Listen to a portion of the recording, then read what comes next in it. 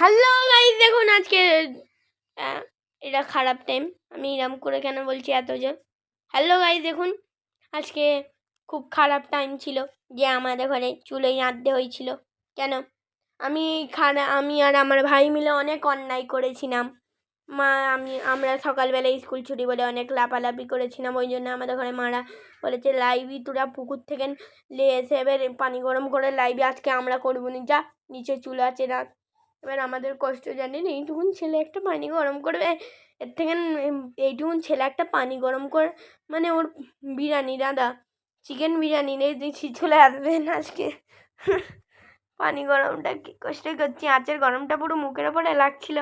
কোন এমনি একটা ফাটে না ওইটা, দাঁড়া ওর ভেতরে আমি নাড়িয়ে দিচ্ছিলাম, কেন নাড়ালে সে কী বলে একটা উপরে চলে আসে। দাঁড়ান মাদের থেকে জিজ্ঞেস করে আসি একটুখানি।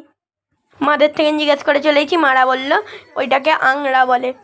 এবার আংড়া না ঘাংড়া আমি জানি না, ওই আমার আংড়া বলেছে, আমি এংড়ে এংড়ে চলছি, ওই বলতেছি আংড়া।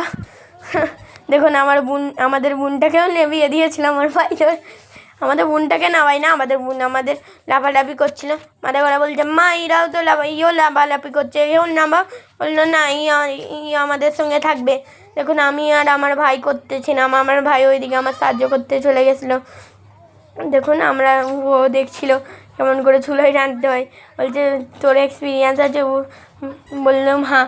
ও বললো আমারও এক্সপিরিয়েন্স আছে। আমি বললাম কেমন করে? বললো ওর নানিও 1-2বার রাঁধে চুলোয়, ওই জন্যে আমারও এক্সপিরিয়েন্স আছে। আমি বললাম দুজনে এক্সপিরিয়েন্স হলো মানুষ, লে কাগজ গুঁজে দে, আমি একটুখানি আমার কার্ডটা আছে এ করে দিই। দেখুন আমরা 2 ভাই আঁচটাকে ভালো করে জ্বেলে দিচ্ছিলাম। আর আমরা রান্না জানি না, একদম ভাববেন না যে আমরা রান্না জানি। মানে রান্না কেন, আমরা চুলোয় লাওয়াটাই জানি না।